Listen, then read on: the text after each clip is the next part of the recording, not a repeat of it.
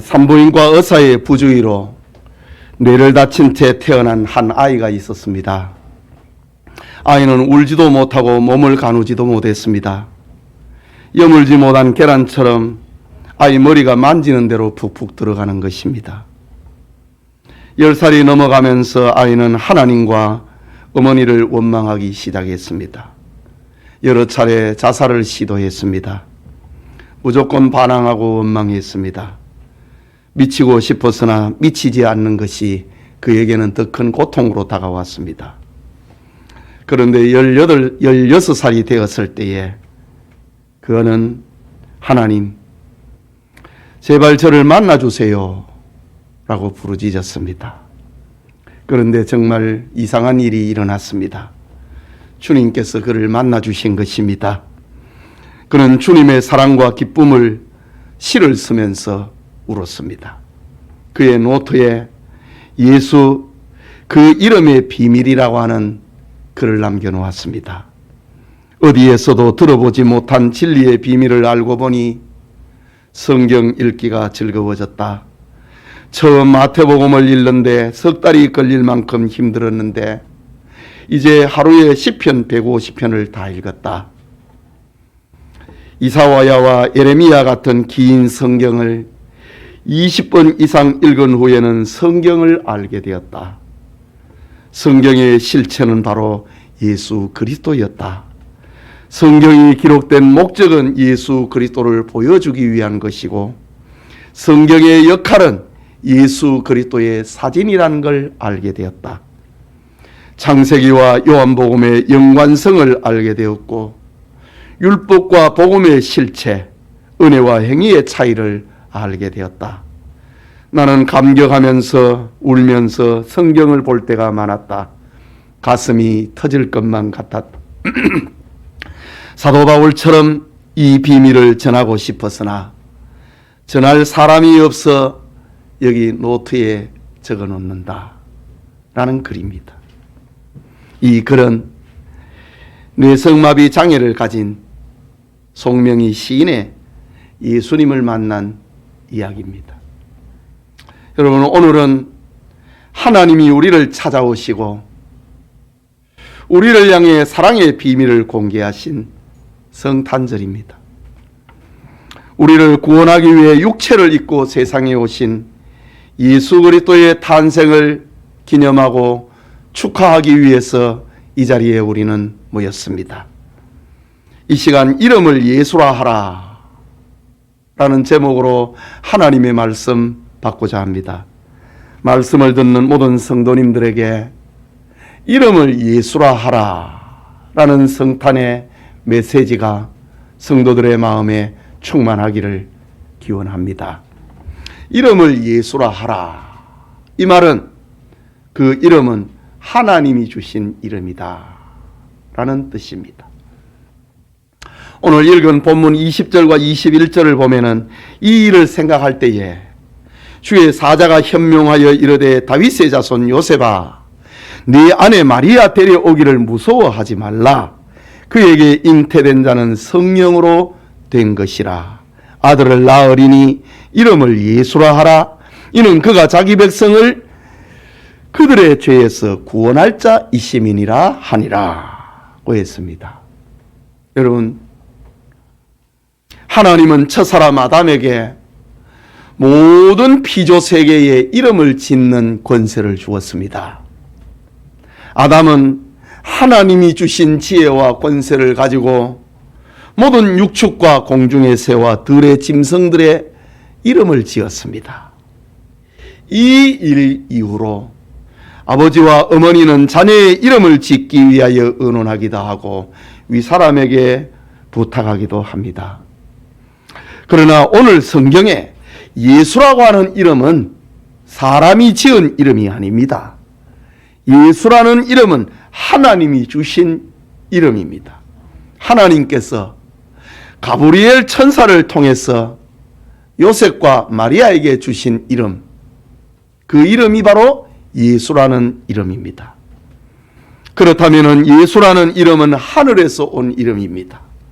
신비한 이름입니다. 천지의 이름 중에 가장 귀하고 높은 이름이 바로 예수라는 이름입니다. 그 이름은 나시기 전에 하나님이 지어주신 이름입니다. 사도 바울은 예수님의 이 이름을 예찬합니다. 빌립보서 2장 9절과 11절에 이름으로 하나님이 그를 지극히 높여 모든 이름 위에 뛰어난 이름을 주사 하늘에 있는 자들과 땅에 있는 자들과 땅 아래에 있는 자들로 모든 무릎을 예수의 이름에 꿇게 하시고 모든 입으로 예수 그리스도를 주라 시인하여 하나님 아버지께 영광을 돌리게 하셨느니라. 바울은 이렇게 예수라는 이름을 찬송하고 있는 것입니다. 프랑스에 종교개혁이 일어났습니다. 루터의 종교개혁이 일어나기 이전에 프랑스의 종교개혁이 일어났습니다. 그걸 가리켜서 위그노파라고 합니다. 위그노파의 후손 가운데 페르노시라고 하는 사람이 지은 시가 우리의 찬송 36장에 실려 있습니다.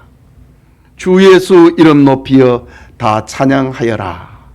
금면류관을 들여서 만유의 주 찬양, 금면류관을 들여서 만유의 주 찬양이라고 하는 찬송시입니다.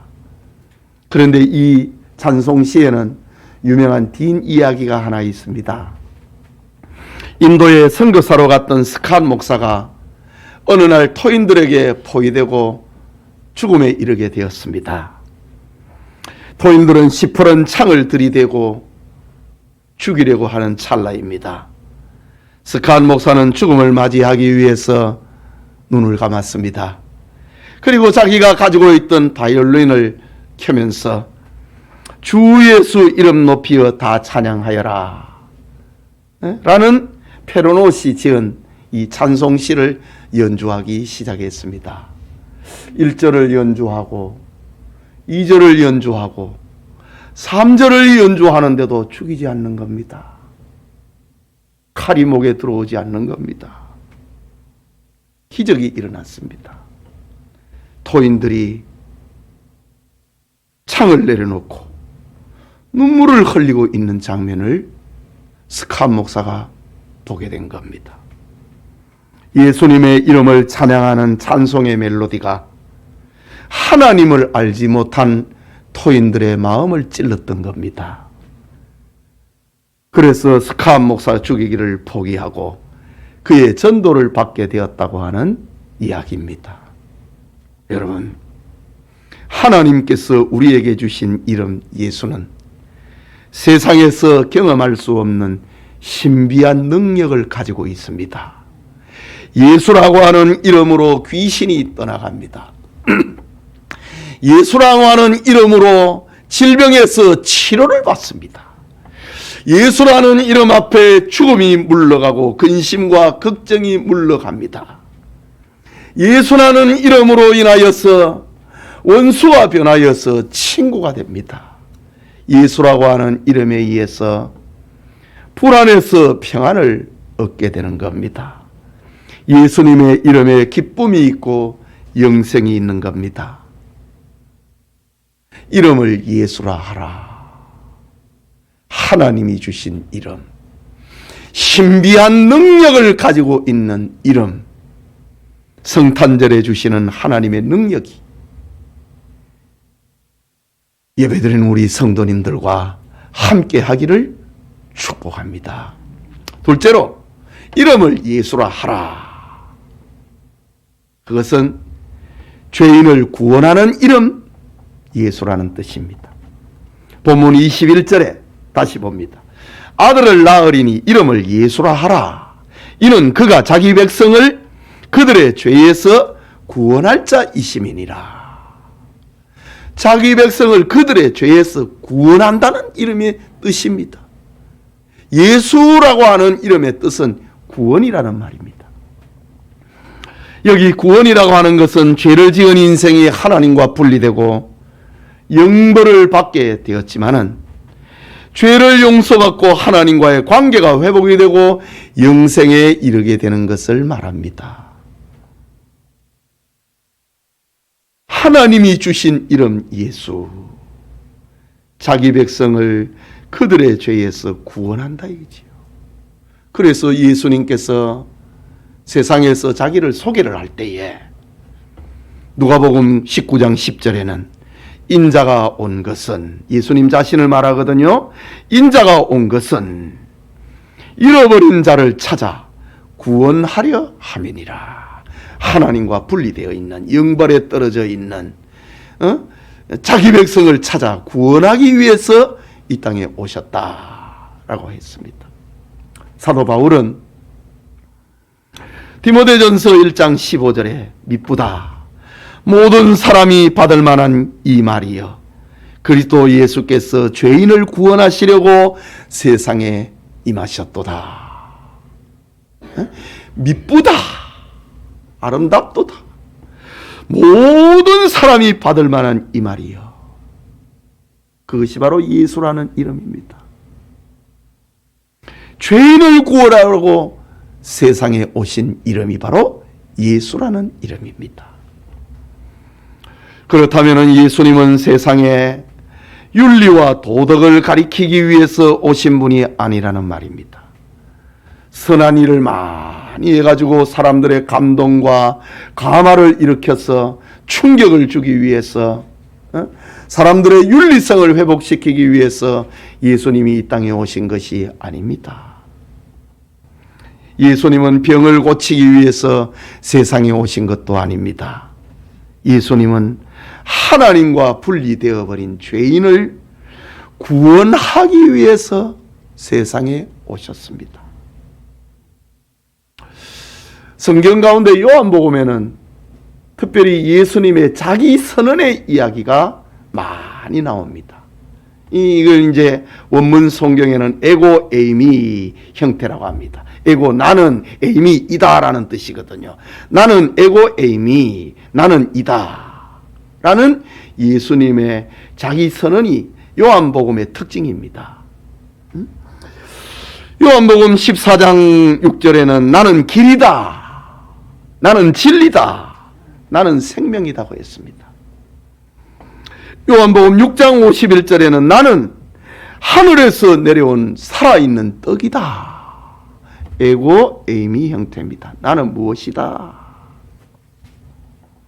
요한복음 8장 12절에는 나는 세상의 빛이다고 했습니다. 요한복음 8장 23절은 나는 위에서 났고 너희는 세상에서 났다고 했습니다. 예수님은 위에서 나신 분이라고 합니다. 요한복음 10장 7절에는 나는 양의 문이라고 했습니다. 요한복음 10장 14절에는 나는 선한 목자라고 했습니다. 요한복음 10장 15절에는 나는 양을 위하여 목숨을 버린다고 했습니다. 요한복음 11장 25절에는 나는 부활이고 생명이다. 나를 믿는 자는 죽어도 산다. 이런 말을 들려주었습니다. 이거 다 예수님의 이름, 구원과 관계된 것입니다. 예수님이 자기 백성을 구원하기 위하여서 길이 되었고 진리가 되었고 생명이 됐습니다. 자기 백성을 구원하기 위해서 하늘에서 내려온 산떡이라고 했습니다. 자기 백성을 구원하기 위해서 나는 하늘에서 왔다고 했습니다. 자기 백성을 구원하기 위해서 나는 세상의 빛이다. 구원하기 위해서 나는 양의 목자다. 구원하기 위해서 나는 양을 위하여 목숨을 버린다. 구원하기 위해서 부활이요 생명이다. 나를 믿는 자는 죽어도 산다. 라는 말을 들려주었습니다. 그러나 세상은 예수님의 이름을 알지 못했습니다. 외면하고 멀리했습니다. 3년이나 예수님을 따르던 제자들은 십자가의 죽음 앞에 다 도망가고 말았습니다. 예수님은 대적들의 손에 넘겨졌고 고소와 신문을 당했습니다. 사형 선고를 받았고 두 강도와 함께 십자가에 달려 죽었습니다. 하지만 하나님께서 성경대로 예수님을 사흘 만에 다시 살리셨습니다. 예수님의 탄생을 기준으로 해서, 예수님의 탄생을 기준으로 BC 그리고 AD라고 하는 역사의 연호를 예수님 전이다, 예수님 후다, 그 기점이 되게 하신 것입니다. 그리고 사람이 사는 세계 어디에서도 예수님의 몸이라고 일컫는 주님의 교회가 세워졌습니다. 교회의 종탑 위에는 십자가를 세우고 자기 백성을 구원하는 표징을 지금까지 남기고 있는 겁니다. 세상과 고난과 영웅들의 이름은 사라져도 예수님의 이름은 변하지 않고 지금도 남아 있습니다. 우리는 1세기와 2세기의 수많은 영웅들의 이름을 기억하지 못합니다. 나라 이름도 알지 못합니다. 그들은 다 사라져도 예수님의 이름은 영원히 남아 있는 겁니다. 누구든지 예수님의 이름을 부르는 자는 구원을 얻게 하셨습니다. 예수님의 이름은 구원이고, 예수님의 이름은 생명이고, 예수님의 이름은 소망이기 때문입니다. 예수님의 이름은 영원한 존귀와 영광과 찬양을 받으시기에 합당하신 이름입니다. 그래서 하나님은 세상을 이처럼 사랑하사 독생자를 주셨으니 이는 그를 믿는 자마다 멸망하지 않고 영생을 얻게 하려 하심이라. 하나님이 예수님을 세상에 주시고 그 이름을 예수라 해라. 이는 그를 믿는 자마다 멸망하지 않고 영생을 얻게 하려 하심이라고 했습니다. 사도행전 4장 12절에는 다른 이로서는 구원을 받을 수 없나니 천하 사람 중에 구원 얻을 만한 다른 이름을 우리에게 주신 일이 없음이니라. 다른 이름, 예수라고 하는 이름 외에 구원 얻을 이름을 또 다시 다른 이름을 주신 일이 없다고 했습니다. 오늘 이 시간 성탄절에 감사 예배를 드리는 우리 성도님, 예수님 외에는 구원이 없다는 사실을 믿으시기 바랍니다. 예수님은 하나님이 우리를 구원하기 위해서 주신 이름임을 믿으시기 바랍니다.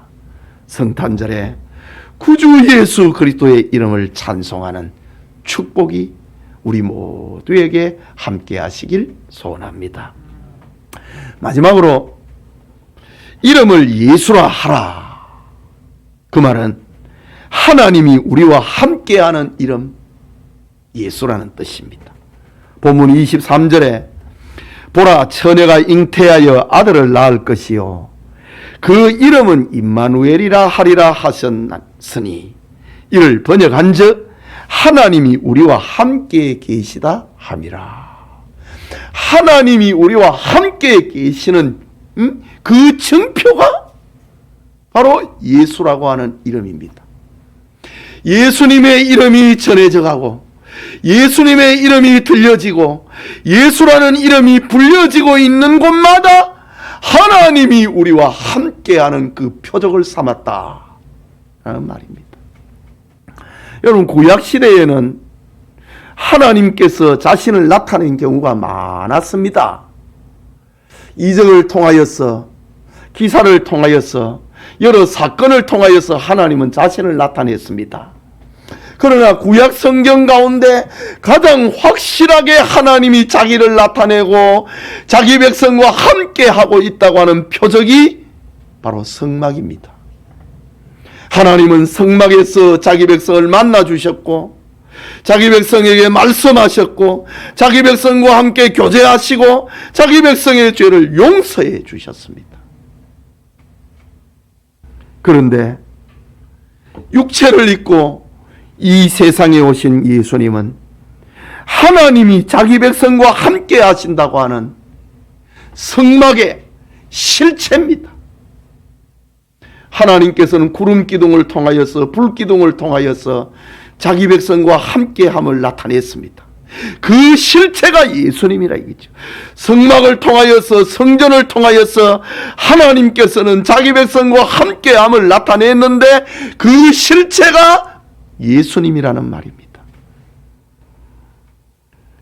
그래서 히브리서 1장 1절과 2절에는 옛적의 선지자들을 통하여 여러 부분과 여러 모양으로 우리 조상들에게 말씀하신 하나님이 이 모든 날 마지막에는 그 아들을 통하여 우리에게 말씀하셨으니라고 했습니다. 예수님은 구약시대의 수많은 방법을 통하여서 하나님이 자기를 나타내시고 하나님이 자기 백성과 함께 하심을 증거했는데, 그 모든 사건의 절정이, 실체가 예수님의 성탄, 예수님이라고 하는 이름에 있다는 말입니다. 그렇다면 창세 이후로 예수님이 육체를 입고 세상에 오신 성탄절보다 하나님이 우리와 함께 하신다고 하는 더 큰 임마누엘의 사건은 없는 것입니다. 예수님이 우리와 함께 한다고 하는 사실은 상상만 해도 감격스러운 일입니다. 그분은 하나님 자신이기 때문입니다. 예수님은 제자 빌립에게 이렇게 말씀하셨습니다. 나를 본 자는 하나님을 보았거늘 어찌하여 하나님을 보이라 하느냐. 예수님이 지금 제자들과 3년 동안 함께 거닐고 있잖아요. 빌립이 궁금했습니다.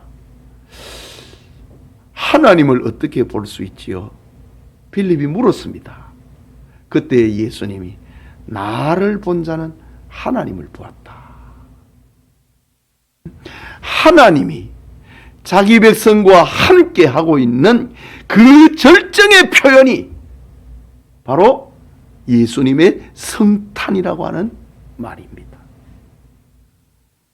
그 예수님께서 죄인 세리마태를 제자로 삼았습니다.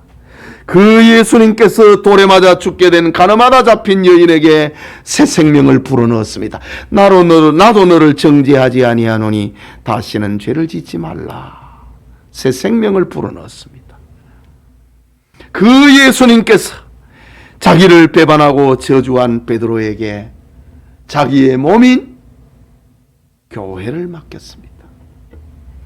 그 예수님께서 마태복음 28장 20절에는 내가 너희에게 분부한 모든 것을 가르쳐 지키게 하라. 볼지어다 내가 세상 끝날까지 너희와 항상 함께 있으리라 라고 약속했습니다.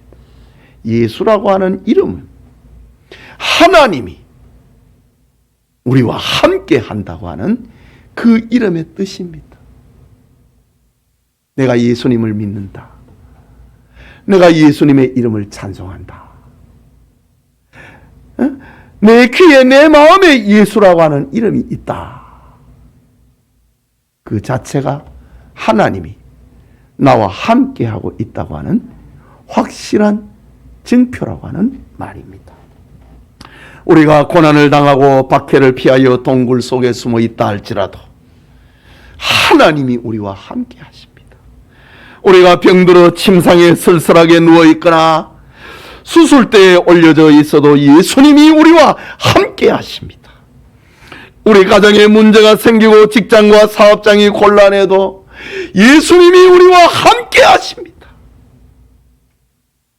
사람들의 오해와 멸시, 때로는 악플에 시달린다 할지라도 예수라고 하는 이름이 내 안에 지워지지 않았다. 그것은 하나님이 나와 함께하고 있다는 증거입니다. 이런 사실 앞에서 다윗은 내가 사망의 음침한 골짜기로 다닐지라도 해를 두려워하지 않을 것은 주께서 나와 함께 하심이라. 주님의 이름이, 예수라는 이름이 나에게 지워지지 않는다. 구주 예수님의 이름이 나에게 지워지지 않는다. 그것은 하나님이 나와 함께하고 있다는 사실입니다.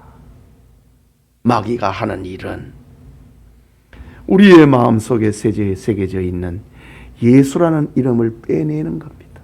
그게 마귀가 하는 일입니다. 제정 러시아 시대에 마지막에 공산혁명이 일어났습니다. 그래서 세워진 나라가 소련입니다. 공산당원들은 기독 신자들을 체포하고 죽였습니다. 잡히지 않는 성도들은 그래도 비밀리에 예배를 드렸습니다. 그러나 그것도 오래가지 못하고 비밀 경찰들에게 발각이 되고 맙니다. 예배에 참석한 성도들은 고문 끝에 명단을 밝히지 않을 수 없었습니다. 한 사람 한 사람 체포되었습니다. 그런데 한 사람은 잡히지 않았습니다. 고문당한 신자가 함께 예배드린 사람들의 명단을 다 풀었는데 한 사람은 안 잡힌 겁니다. 그 사람, 그 이름이 바로 예수라는 이름입니다. 신자들은 자신들의 예배에 예수님이 함께하고 있다는 것을 믿었기 때문에 예배에 참석한 사람 누구야? 고문 앞에 여러 사람들의 이름을 그리고 예수님이라는 이름도 부를 수밖에 없었습니다. 공산당원들의 눈에는 예수라는 사람이 보이지 않았지만은 신자들에게는 자기들과 함께하고 있는 이름이라고 믿었기 때문에 함께 예배드린 사람 중에 예수라는 이름이 있다. 그런 일화가 있습니다. 유명한 설교가 버나드는 예수님의 이름 속에는 그 비밀을 깨달은 자의 입술 속에 꿀송이처럼 달콤함이 있고 그 이름을 듣는 귀에는 아름다운 멜로디가 있고 그 마음 속에는 기쁨이 솟아난다. 예수라고 하는 이름. 그 입에는 꿀송이처럼 달고 예수라고 하는 이름. 그 귀에는 아름다운 멜로디가 있고 예수라고 하는 이름. 그 이름이 마음속에 있는 자는 기쁨이 솟아난다고 했습니다. 하나님이 우리와 함께한다 라는 이 이름 예수, 예배드리는 우리 모든 성도님들에게도 임하기를 축복합니다. 사랑하는 영천의 성도 여러분, 이름이라고 하는 것은 사회나 단체에 보이지 않는 얼굴입니다. 이름을 듣거나 생각함으로 그의 성격과 특징을 생각하게 됩니다. 이름을 통하여서 한 사람의 성격이나 인품, 능력이나 얼굴을 상상하고 평가하기도 합니다. 이처럼 개인이든 단체든 이름이라고 하는 것은 그렇게도 소중한 것입니다. 오늘 예배드리는 여러분에게 예수라고 하는 이름은 어떤 분으로 생각되고 어떤 분으로 평가되고 어떤 분으로 여러분에게는 특징이 되어지고 있습니까? 예수. 성경은 우리에게 들려줍니다. 예수라는 이름은 하나님께서 지어주신, 하나님께서 우리에게 주신 신비한 능력을 가진 이름이다. 예수라는 이름은 우리를 죄와 사망에서 구원하는 이름이다. 누구든지 예수님의 이름을 부르는 자는 구원을 얻게 하셨습니다. 누구든지 예수님의 이름을 영접하는 자는 하나님의 자녀가 되는 권세를 주셨습니다. 예수라는 이름은 하나님이 우리와 함께 하고 있다는 그 증표입니다. 세상 끝날까지 하나님이 우리와 함께 하고 있다고 하는 표징이 내 가슴 속에, 내 기억 속에, 생각 속에 예수라는 이름이 새겨진 것입니다. 우리 모든 성도님들이 이 예수님의 이름의 탄생을 축하합시다. 예수님의 이름을 고백을 하고 예수님의 이름을 기뻐합시다. 그리고 예수님의 이름을 증거합시다. 성탄을 맞이한 우리 모든 성도들에게 이름을 예수라 하라. 이 축복이 우리 개인에게 주신 축복이 하나님이 주신 신비한 이름의 능력, 죄인을 구원하는 능력, 하나님이 우리와 함께하는 능력, 그 이름의 축복이 함께하기를 축복합니다. 우리 기도합시다. 말씀을 생각하고 예수라고 하는 이름을 생각을 하고 그 이름을 기억을 하고 그 이름을 우리의 가슴 속에 새기는 기도를 함께 올리겠습니다.